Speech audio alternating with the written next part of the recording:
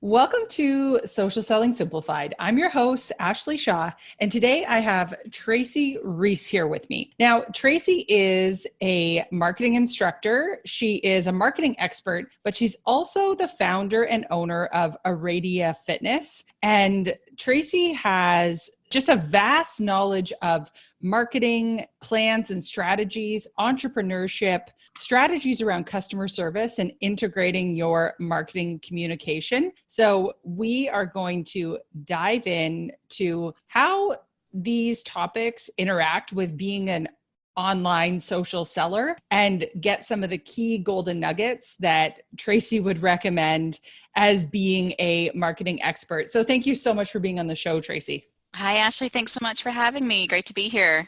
Yeah, so great to chat and catch up.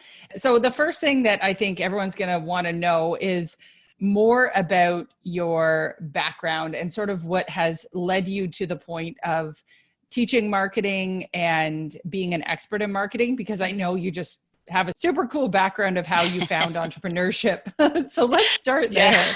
I actually come from a long line of entrepreneurs in my family, and I'm going to go way back to 2003. I was a branch manager for the Bank of Montreal in downtown Vancouver, and great gig, but I knew that I needed to own my own business, and I had been searching for different opportunities for quite some time, and nothing really suited me, nothing really stuck with me, and I stumbled upon a fitness opportunity, pole dancing for fitness. And it's been around for such a long time now. It doesn't, people understand what it is, but back then nobody really knew what it was. Nobody in Canada was doing it. And I teamed up with a friend of mine from St. John, New Brunswick, where I'm from originally, Christine Boyer, and the two of us started this company called Aradia Fitness. And we had to blaze this trail that no one had ever done before. And I took a leap, left the bank, and thankfully it worked out. Within 2 years, we grew the business across Canada through franchising. And that was a great experience for me. I was in charge of selling the franchises, training the franchisees, getting them hooked up with their marketing programs. And I was on an airplane 10 times a month flying across the country. But it was a really great opportunity to hone those skills from scratch. And I was thinking about it the other day. I no longer have to answer the questions of, gee, are you a stripper? Like, were you a stripper? And no offense to strippers, if I was, great. But, the industry has evolved so much that everybody understands that it's a legitimate form of fitness. And I'm thankfully, Aradia Fitness is still around today. We're operating in Canada and the United States. And when I first started, social media was MySpace and message boards. So I really am thankful that I had the opportunity to sort of see how social media could be used to drive business, even through MySpace, and then Facebook came along, then Instagram and Twitter, and now we're, it's video and all of this. And I was thinking this morning of what would I have done if the COVID-19 situation that we're in today happened 10 years ago, 15 years ago, when we first started, and we would have been dead in the water. Because today, our Aradia Fitness location, although we are a boutique fitness face-to-face concept, our locations have done a great job pivoting to online classes out of necessity. So I think this is a terrible time and a terrible situation that we're in. However, it's also a great opportunity to hone your online skills and to ramp up your online sales if you haven't already. Yeah, absolutely. I think this is the perfect time. I was just having a chat with my sister today, and she has a retail space in downtown Port Hope, Ontario. Nice. She just opened, in October. And that's what we were talking about, just that this is the time to really pivot. You have the time and the space. You're not dealing with the customers. This is the time. And so in terms of Aradia Fitness, I always found this super interesting, what you had really done with Aradia Fitness. And correct me if I'm wrong here, were you guys the first certification that allowed people to start teaching?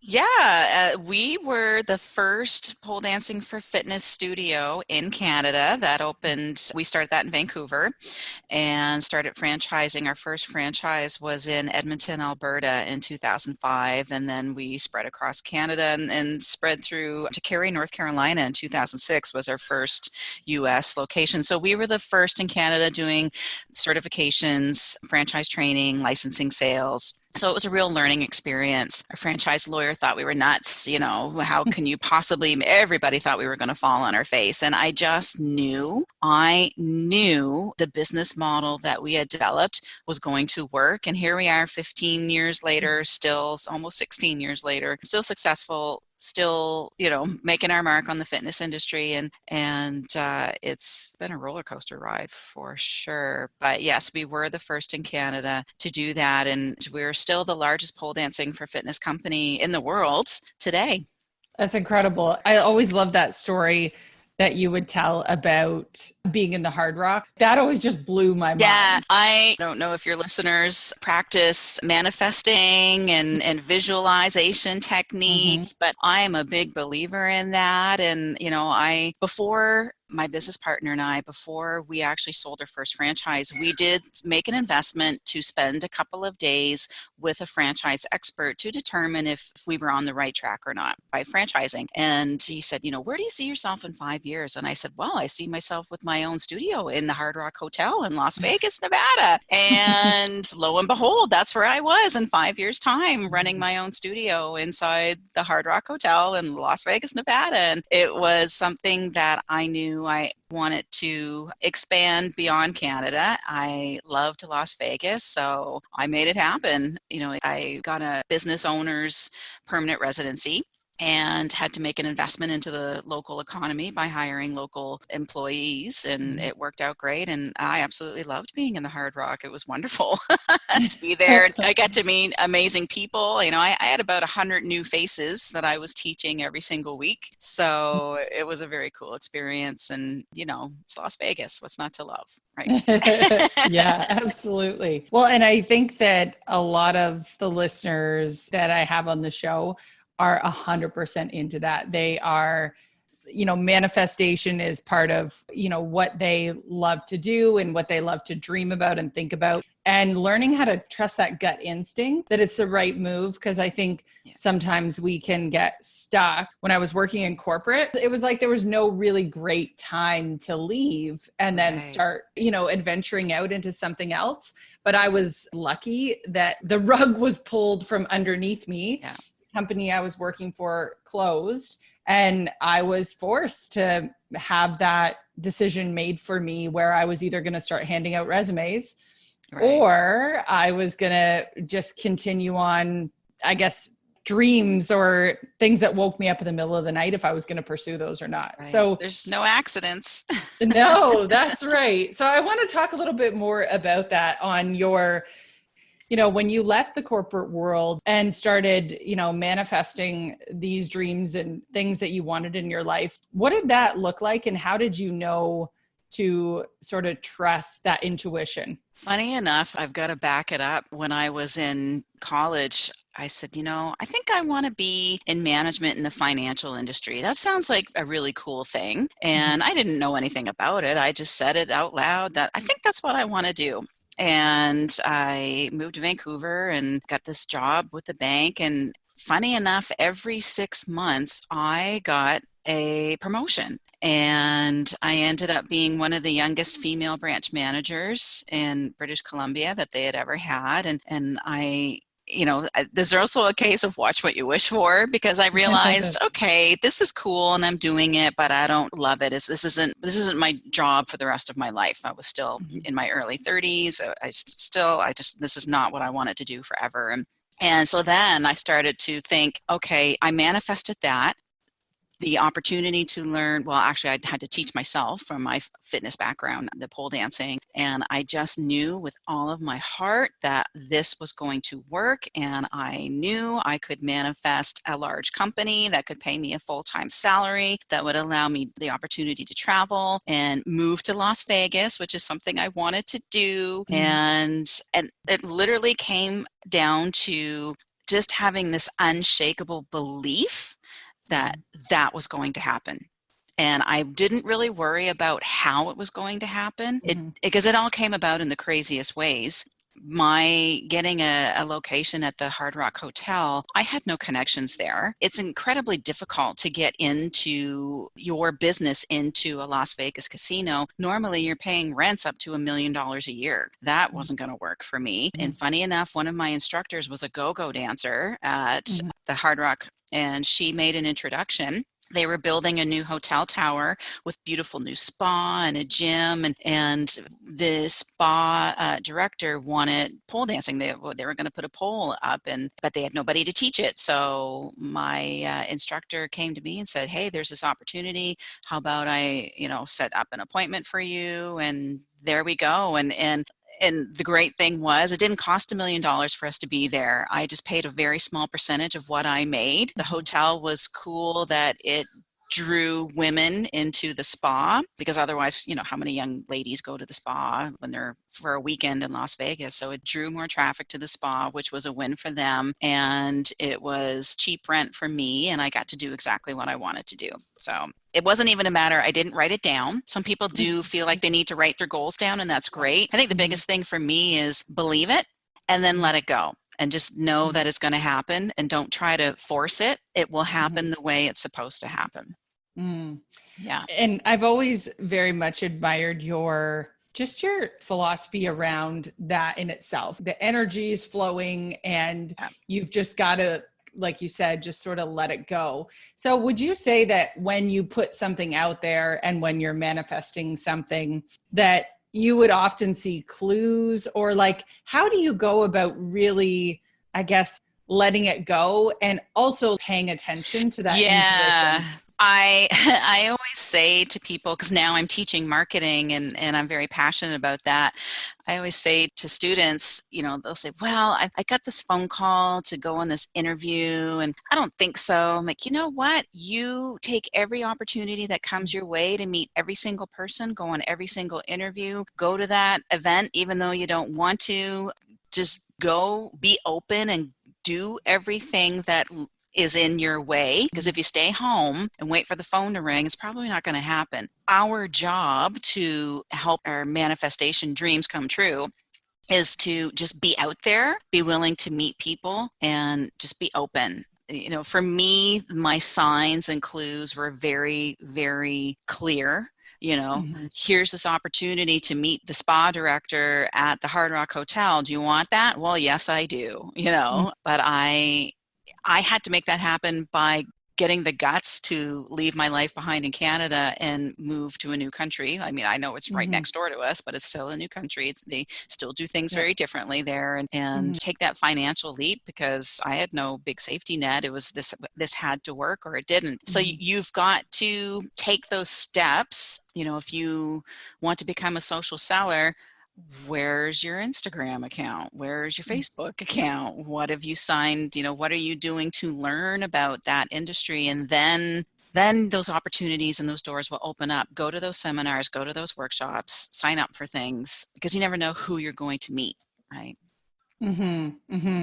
Yeah, even when I first started thinking about this idea of the Fitness Leader Institute, and I had this dream one night that name came to me, and sort of these random string of events started to happen. There was one person in particular that I went to high school with, and I don't even recall how we decided we should probably catch up. We weren't even in the same year. Like, she was a couple years older than me. I was friends with her brother in kindergarten. Oh, wow. Like, it was a random occurrence. And that phone call that I interviewed her for my blog back in that time sparked how I started working with Beachbody coaches and helping them. So, and that is now the majority of social sellers that I end up working with are Beachbody coaches or people in the health and fitness industry. So it's amazing that, like you're saying, that one phone call, that one chance meeting, and everything else just unfolds around you.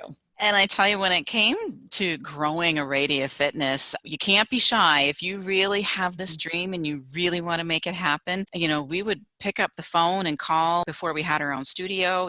Every gym in the city, can we rent a room? You've got every single person that I met. I would introduce myself, say, this is my company. Would you like a business card? Do you know some women? Would they like a business card? Every restaurant I went to, hey, do you have a staff room? Here's some business cards. Would you like, I was like a machine almost of, this is what I'm starting to do. Here's my business card. Here's the phone number. Here's a web address. And I would just made sure anyone I came into contact with knew this is what I was doing. And the more you do that, the more it comes true, right? At the time, let's say 3 months into Aradia Fitness being open, it was just every single day, everywhere I went. And I would go out of my way to go to different stores to shop. Hey, have you ever heard of this? I do this, and just, it's that face-to-face marketing, I guess, some guerrilla marketing. But the more you tell people and the more you put it out there, the more likely it is that dream's going to come true, because someone will know somebody that they can introduce you to, right?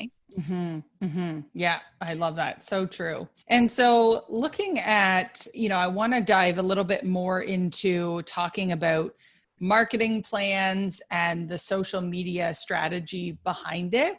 So when you're teaching courses on marketing plans, what do you feel are the top 3 things, the top fundamentals that most entrepreneurs maybe skip over or don't spend enough time on, that causes problems later in their business? Yeah. The first one is create a plan, even if it's a loose plan. I make my students write a 30-page marketing plan, but did I personally do that for Aradia Fitness? No, I did not have time. It was meeting around a restaurant table and making 2 or 3 pages of notes, and then making sure that, so that's step 1. You've got to have a plan. And if you're not sure about your plan, ask someone for their opinion on your plan and be willing to take feedback.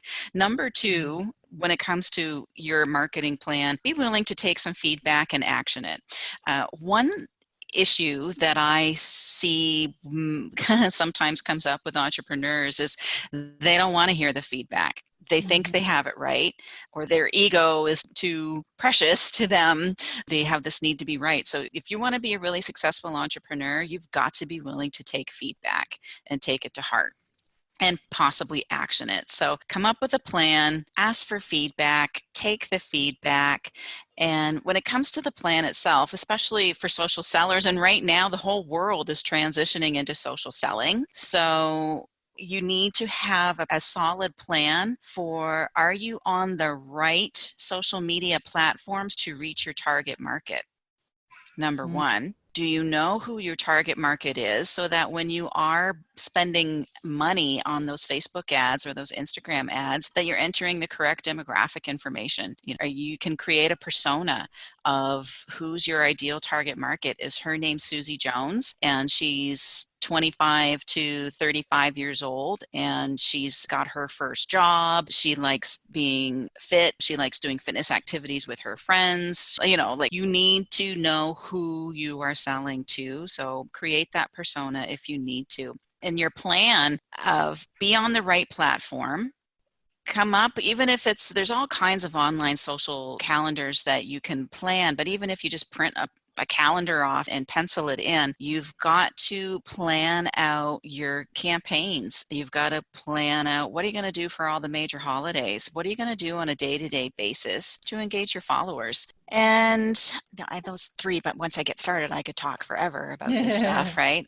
And the big thing that falls into marketing / customer service of, once you put your ads out there, what is your time management plan to interact when people like or share or comment on your posts?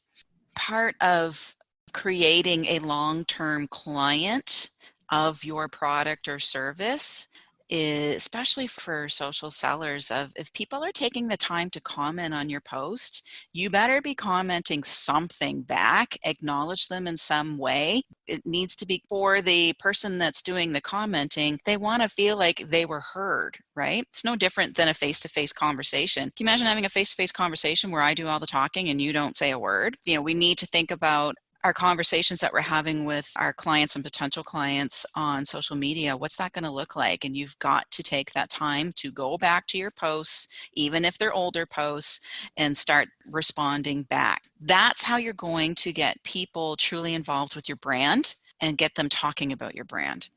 Mm-hmm. Okay, Might be perfect. time intensive, but it's worth it. Yeah, absolutely. So let's start. I want to talk to you first about the plan. So most people, I think exactly as you said, we jump into it.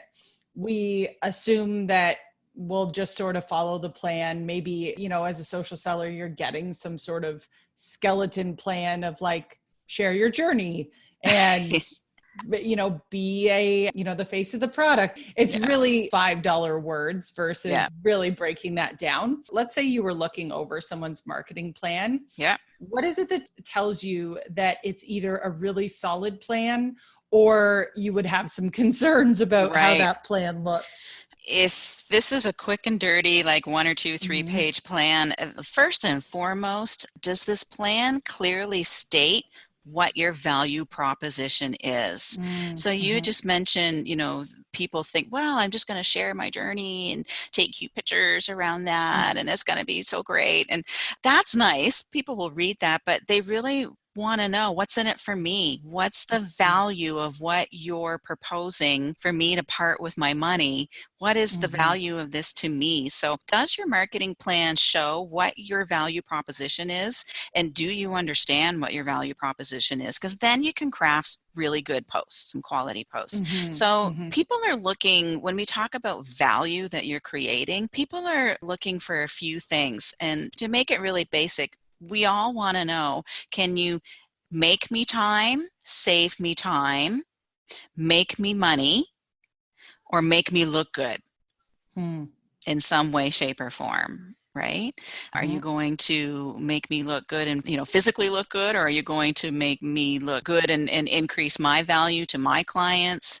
Those are the big ones. So that value proposition needs to be in place, and you have to understand what it is that you're selling. Okay. So if you were to look back at Aradia Fitness and think about that value proposition, just for everyone that's trying to wrap their hands around what this may look like, what would be an example that you would give? The value for people was, we weren't making people money, but the make me look good. In that sense, it was, yes, it's physical exercise. And yes, people were seeing physical improvements. They were also seeing mental improvements. Their mental health was improving because we had done such a good job at creating this community of women where anyone and everyone was welcome.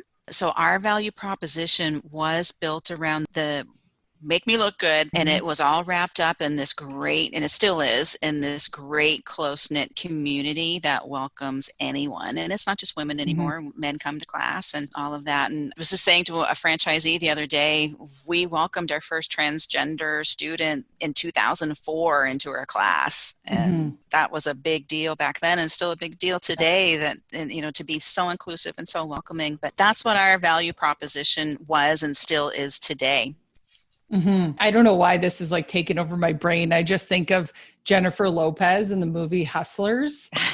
And I can't help but feel like the empowerment and all these things that, I don't know about anyone else, but my takeaway from that was, holy smoke. She looks fantastic. Her strength is unbelievable. Just all these things about, okay, now I want to learn how to do that. Yeah. And I tell you, people all the time, I'm not strong enough. I couldn't do that. It'll make you strong in so many ways, not just physically, but people, I always use the analogy, people would come into their first class with their baggy t-shirt and their sweats on and no makeup on, and they're just really timid. And literally 6 weeks later, they throw the door open to the studio and they got their makeup on and their hair's done and they got a brand new Lululemon outfit on, and they're just, their shoulders are thrown back and they're so confident. And they'll say, I just broke up with that terrible boyfriend, or I just, got that new job I've been wanting. And as a form of fitness, it's so much more than that. But yes, the value proposition was, good. What's in it for me?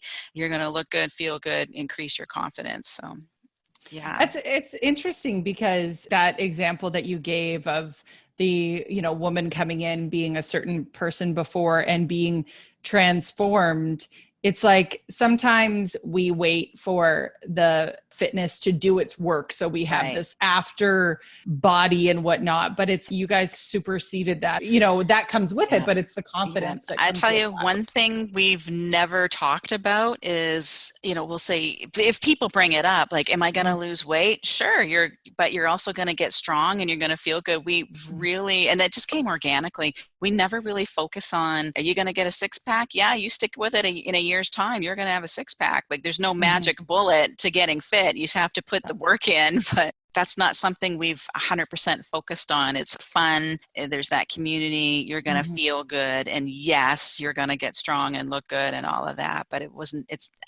never been the number one thing we focused on. Yeah, I love works, that. Though. Yeah. Okay, awesome. So we've nailed that. So we've got, in terms of our marketing plan, the number one thing we got to do is clearly be able to state our value proposition and what's actually in it for our client. That feels super clear. Love that. Okay, so let's talk about this next stage with feedback. So what kind of things, I guess, looking for with the feedback? How do you know when it's, okay, I got to start pivoting my business? Or how do you know it's something that you're like, cool, appreciate the feedback. Yeah. I'm going to take it with a grain of salt and keep on keeping on. How do you know the difference? First of all, if they're giving you feedback that is just about something that's so far beyond your control, for an example, to use real time today, our studios are closed. And we've got people who have booked bachelorette parties and they're upset that their parties are canceled. And it's all our fault and we've ruined bachelorette party. And like, the response of, you should do better than that. Well, okay. And there's literally people saying that you should do better than that. You need to figure this out. Well, this is something that is beyond our control. So if you're getting feedback that is something you financially could not possibly address, or it's circumstances beyond your control, or if it just seems so out of left field and it's so out of line with your brand promise, then leave it alone. But if it's people who are reasonably leaving you feedback of, hey, any chance that you could add this to your offering? Well, yeah, okay, let me think about that. Because your customers, if we're using fitness as an example, if your customers are saying, hey, I'd really love to have this kind of class, and you keep getting the same request over and over from different people, then yeah, you're going to stop and listen to that. If you are a business coach and you have people requesting training on a certain topic, then yeah, you can take the time and develop that and roll it out. It might be something that's been on your back burner and you just didn't put a priority on. So it just needs, is the request or the feedback reasonable and within your financial means to accomplish? And is it, if you're going to do it, would it be in line with your brand? You can't stray too far away from your brand image and your brand promise. And your brand promise kind of ties into your value proposition too. What are you promising your clients, right? Yeah, I like that a lot because normally I've heard it referred to as shiny object syndrome. Right. And because I've had this a couple of times where people come to me and they ask for certain things in terms of like done for you content.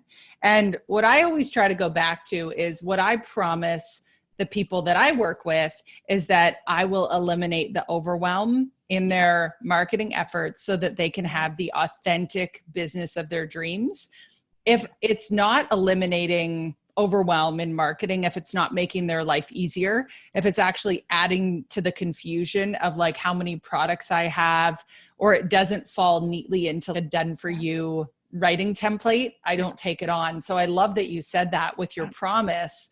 Whatever you're putting out there and saying to your customers, this is what I promise you'll achieve, it has to fall within that alignment. I think that's just so bang on. This is where you find out, not every customer is meant for your business. Right. Yeah. Maybe they belong somewhere else. And, I teach professional sales, and one thing I'll always say, like, sometimes you have to fire a client. Not all money's good money. Not every person's going to fit with your brand, but you'll find your tribe that is willing to spend money with you as opposed to someone else, right? Yeah. And let's move to the last step here around actioning it. And then I want to talk more about this finding your tribe. Okay. And that, because that is a huge question amongst the listeners. So let's talk about actioning it. So once you've gathered this feedback, you know how you're going to go about your brand promise, what that is, the value proposition. You've sort of pulled all those pieces together. Yeah. What would you recommend in terms of a marketing strategy to get yourself out there and in front of the right people? So this also ties into, do you know who your target market is? Mm-hmm. And that's why it's important to build target market persona, so to speak. It's not enough to say, well, women between the ages of 30 and 45, that's it. Like, that's not enough. And, reporters used to ask me all the time when I first started Aradia Fitness, so who's your target market? And I'd say everybody. Oh, yeah, yeah. Well, yeah, sure, technically, but no, and we're building a new iteration of our website. And we just had this conversation last week. Who's our target market? They are women between the ages of 30 and 45 who are professional and have the money to spend long-term on a boutique fitness business and are looking for that once or twice a week class to go to where they can be with their tribe. But to take action on this feedback, don't rush. In today's world, there's so much competition. You can't just slap a plan together and kind of wing it. You take the time to put together, is it a series of engaging posts with the right message that's going to appeal to your target market? So going back to the target market, how old are they? What do they do for a living? What are their hobbies? What do they like to eat? What do they like to drink? Do they like to spend time with their friends or not? Do they Netflix or do they Prime? Like what is it that you need to know your target market inside and out, because that help you craft the right message.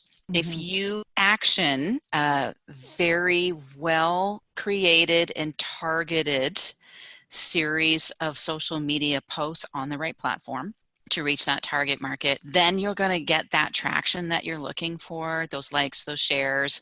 And even more importantly, we want to know what's happening when people are sitting down face to face with their friends and having these conversations. So word of mouth makes or breaks any business, right? And word of mouth is, I've lived off of positive word of mouth for the last 15 years. It's been incredibly important to my business. And I think people need to be aware of those social media posts that you're creating and putting out there could create that positive word of mouth of people messaging and forwarding these posts. Hey, look at this. Hey, check this out. Or they're at Sunday brunch with their friends. Hey, pulls up their phone. Did you see this? We should all go do this, or we should sign up for this, or let's investigate this more. And all that stems from a very well thought out, targeted series of posts. And I would say, and especially right now, everything's happening on social media when it comes to promoting your business. Yeah. Yeah, for sure. The ideal customer profile, really nailing that. It's funny that you brought that up. I'm interested to hear sort of how you advise digging into it. I'm doing a workshop next week, actually, on this, a 2-hour workshop to dig into how to really get, go through some of the back pages of the internet to figure out what are they saying. What is their terminology? Yeah. How do they actually talk? Because I see that all the time. There's this blanketed approach. Yeah. And it's more so people are almost like having a conversation with themselves versus looking at who's the person across the table from me. Right. So if you were to think about just 1 or 2 tips in terms of that research component for the ideal customer profile, what would be a couple of things you would dig into to find that information? On a most basic level, if you have, go back through your previous posts and click on people who've liked, shared, commented, and take a look at their social media profiles. That's the cheapest way, because you can spend thousands and thousands and thousands of dollars with companies who will do something called social media listening for you and will get those buzzwords that will help you create that persona. But, let's say, if you're just getting started or you're a small business, you don't have the money to do that. So I would recommend just going back to your old posts and ask people. ask your friends and family. If you go out to a store, again, I'm going back to my old days. If you're out at a store or a restaurant, tell people what you do. Don't be shy and say, is this something you'd be interested in? And that will help build a profile. And if they're being, if the person's being honest, you know what? No, I don't think I would do that, but my mom would. Okay, well, how old's your mom and what does she do? That just people will talk to you about this stuff. We also, as much as marketing and promotions is happening on social media today, you still need to step outside of your house and go talk to people and ask, hey, I'm doing this. Would this interest you? No. Do you know anyone who wouldn't? I'm just trying to build my target market profile, and people will help you. People will talk to you all day long about things like that. So get out of the house and start telling people and asking those questions. That doesn't cost you anything but your time. And again, go back to your old posts if you have any and just see who's been commenting and liking and sharing. And if you have 1 or 2 clients, ask them, what made you want to spend your money with me? And in terms of, going back to old posts and looking at those profiles, I think there's such gold in that. You can, in a way, delegate that social listening to yourself if you get an idea of who that, Absolutely. That inner circle is there. Okay, awesome. So I want to just spend a little bit of time talking about this attracting your tribe concept. And I love this, being able to fire customers. Some money is bad money, and how to really get in front of the right people that are your people. Yeah. So what advice would you have for somebody that is like desperately trying to do that?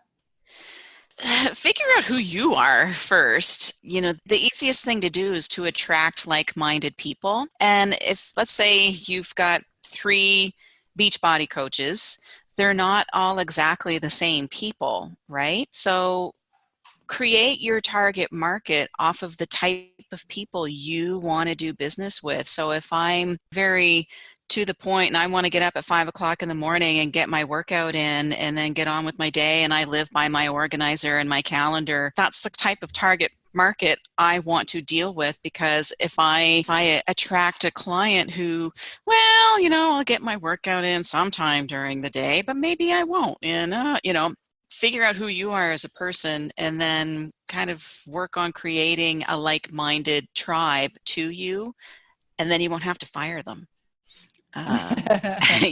No 3 Beachbody coaches are the same personality. So what's your personality? Craft your message around that, and that'll get you started. And it'll also help you figure out, who do you want to be as a brand? I think we've gotten down this rabbit hole of, when you said, I'm going to share my journey and people are just going to love that. And yeah, some people will love it. Maybe everybody will love it, but that doesn't mean they want to do business with you, because they, if you've let your personality come out on your social media posts, people who are like you will be attracted to your business model.